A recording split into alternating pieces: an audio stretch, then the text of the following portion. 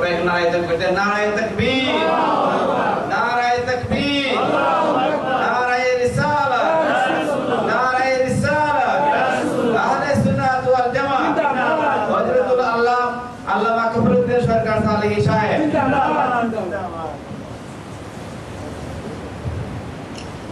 আসসালামু আলাইকুম ওয়া রাহমাতুল্লাহি ওয়া বারাকাতুহু।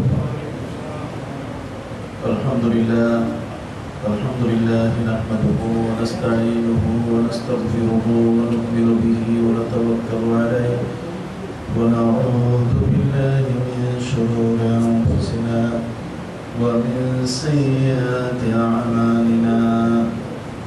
من يهد الله فلا مضل له ومن يضلله فلا هادي له ونشهد أن لا إله إلا الله وحده لا شريك له ونشهد أن سيدنا وحبيبنا وشفيعنا ومولانا محمدا عبده ورسوله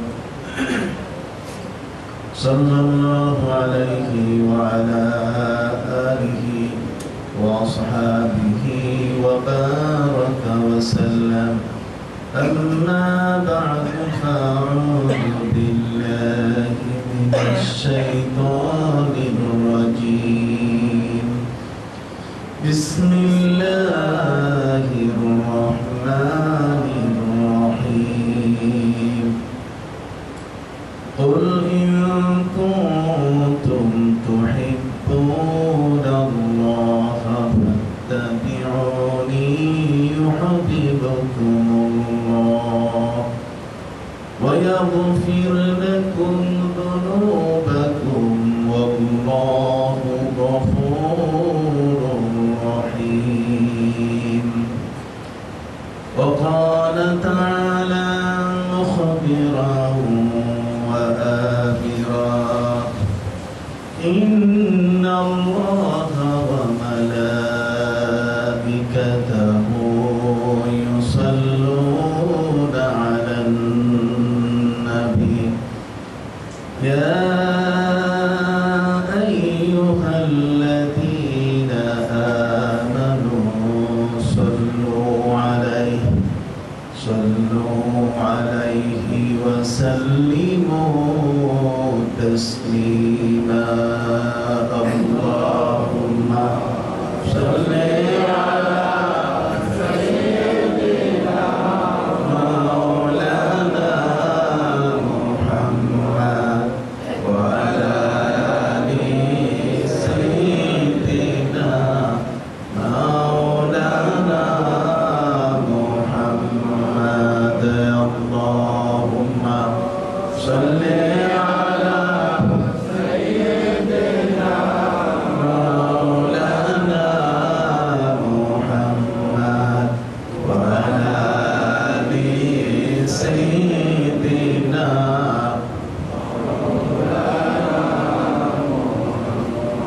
কোথায় রইলেন দয়াল নবীজি আমাদেরকে ছাড়িয়া কোথায় রইলেন দয়াল নবীজি আমাদেরকে ছাড়িয়া আপনি বিনে কি লাভ হবে এই ধরাতে বাঁচিয়া আল্লাহুম্মা সাল্লি আলা সাইয়্যিদিনা মাওলানা মুহাম্মদ ওয়া আলা আলি সাইয়্যিদিনা মাওলানা মুহাম্মদ।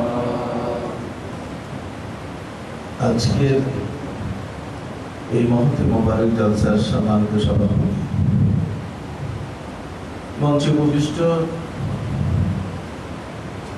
বাংলাদেশের আলেমদের মধ্যে সবচেয়ে বড় মাপের মর্যাদা সম্পন্ন প্রখ্যাত আলেমে দ্বীন এবং আহলুস সুন্নাহ ওয়াল জামাতের যিনি অত্যন্ত শীর্ষস্থানীয় শ্রদ্ধাভাজন ব্যক্তিত্ব, আল্লামা জালাল সিদ্দিক সাহেব মুদ্দাসিরুল আলী, পঞ্চভূমিষ্ঠ পত্র মসজিদের সজ্জহ প্রাক্তন ইমাম ফখরুদ্দিন মহোদয়, কষ্ট স্বীকার করে আজকের এই মাহফিলে উপস্থিত আমার শ্রদ্ধেয় মুরব্বিয়ানে কেরাম, সমাবেশী ভাইরা, যুবক ভাইরা, আমার অত্যন্ত আদরের কচি কাঁচা শিশু বন্ধুরা, পর্দার আড়ালে আমার বোনেরা, আজকে এই মাহফিলে আসতে পেরে আমি আল্লাহ দরবারে শুকর আদায় করছি। যদিও আজকের বাইরের আবহাওয়ায় বৃষ্টি আছে, তারপরও এতগুলো মানুষ এখানে একত্রিত হয়েছেন। যে মহান আল্লাহ আমাদেরকে তার প্রিয় হাবিবের আদর্শে জীবন পরিচালনা এবং পবিত্র কোরআন ভিত্তিক জীবন গঠনের জন্য মসজিদে এসে আলোচনা সভা শোনার জন্য উপস্থিত হওয়ার সুযোগ করে দিলেন, সকলে মিলে এসে আল্লাহর দরবারে একসাথে শুকর আদায় করি। সকলে বলুন আলহামদুলিল্লাহ। সম্মানিত সুধী, আজকে আমার পাশে যিনি বসা আছেন, এতক্ষণ যাবত যিনি আলোচনা করলেন, আমি নিজেই তার আলোচনা শোনার জন্য অনেক আগ্রহী এবং তার আলোচনা থেকে আমিও শিখি, আমারও অনেক কিছু শেখার আছে। অত্যন্ত বিজ্ঞ, প্রাজ্ঞ এবং অত্যন্ত বড় মাপের জ্ঞানী একজন আলেম, তার সামনে বসিয়ে বাধ্য হয়ে আমাকে সে প্রশংসাটা করতেই হচ্ছে। আমি নিজেই তাকে অনেক বড় মাপের আলিম হিসেবে শ্রদ্ধা করি। তার পাশে বসে আমি কিছু বলবো সেই যোগ্যতা আমার ভিতরে আছে বলে আমি বিশ্বাস করি না। এতক্ষণ যাবত তিনি যে বিষয়গুলোর উপর কথা বলছিলেন, আমি বললে ওই একই কথা বলতাম, হয়তো মুখটা হতো ভিন্ন, শব্দগুলো হতো ভিন্ন ধরনের, মূল কথা একটাই। যাই হোক, তিনি এতক্ষণ যাবত তার অত্যন্ত সুন্দর জ্ঞানগর্ভ আলোচনা দিয়ে আমাদেরকে বিমুগ্ধ করলেন। একটি চমকপ্রদ আলোচনা তিনি আমাদেরকে উপহার দিলেন। এই জন্য তার নেক হায়াতের জন্য, সুস্বাস্থ্যের জন্য আল্লাহর কাছে আমরা দোয়া করি, আল্লাহ সবকে উনি সহ সুস্থ রাখুন। সকলে বলুন আমিন। সম্মানিত সুধী, আমি পবিত্র কোরআন মাজিদের একটি সুপরিচিত সূরা, একটি সুপরিচিত আয়াত আমি আপনাদের কাছে আলোচনা করেছি, তেলাওয়াত করেছি। সেই তেলাওয়াতকৃত আয়াতের আলোকেই আজকে আমি আমার সংক্ষিপ্ত বক্তব্য আপনাদের সামনে পেশ করব ইনশাআল্লাহ। আপনারা জানেন, পৃথিবীতে মানুষের প্রতি মানুষের শ্রদ্ধা আছে, ভালোবাসা আছে। জগতের মধ্যে এই ভালোবাসার টানে, বিশ্বাসে আমরা একে অপরের পাশে বসবাস করছি। স্বামী এবং স্ত্রী, সন্তানাদি, এই নিয়ে আমাদের ঘর সংসার, আমাদের পরিবার, আমাদের সমাজ, আমাদের এই পরিচিতিগুলোর ভিতরে একটা গোপন সম্পর্ক সৃষ্টি হয়ে আছে। সর্বোপরি আমরা মুসলমান, এই জন্য আমাদের ভিতরে একে অপরের ভিতরে একটি ভালোবাসা এবং মহব্বত আছে। সকলে বলুন সুবহানাল্লাহ। মহব্বত এবং এই ভালোবাসাটা টিকিয়ে রাখতে গেলে নবী করিম সাল্লাল্লাহু আলাইহি ওয়াসাল্লাম বলেছেন, যদি কোনো মুসলমান অসুস্থ হয় তাহলে তাকে দেখতে যাবে।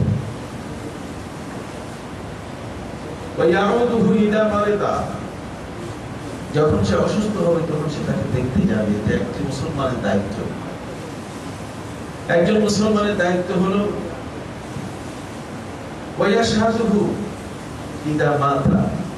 যখন সে মারা যাবে তখন তার নামাজে জানাজায় সে অংশগ্রহণ করবে। একজন মুসলমান কোনদিন আরেকজন মুসলমানকে কারোর সামনে ছোট করবে না। ওয়ালা ইউসিরুহু ওয়ালা ইউহাক্কিরুহু। কোন মুসলমানের দ্বারা কোন মুসলমানের যেন সম্মান নষ্ট না হয়। ওয়ালা ইউসিরুহু, তাকে যেন কারোর কাছে সামনে লজ্জা না দেয় এবং কারোর কাছে যেন তাকে ছোট না বানায়। এগুলো কিন্তু ঠিক রেখে যখন আমরা চলি তখন আমাদের নিজেদের মধ্যে সৌহার্দ্য, সম্প্রীতি, ভালোবাসা, নিজেদের মধ্যে এক ধরনের টান, একটা আকর্ষণ সৃষ্টি হয়ে থাকে। এবং ইসলাম এই পৃথিবীর মধ্যে এসেছে শুধু আমাদের মধ্যে এই ভালোবাসাটাকে বাঁচিয়ে রাখবে। আমরা কেউ কারো থেকে বিচ্ছিন্ন নই।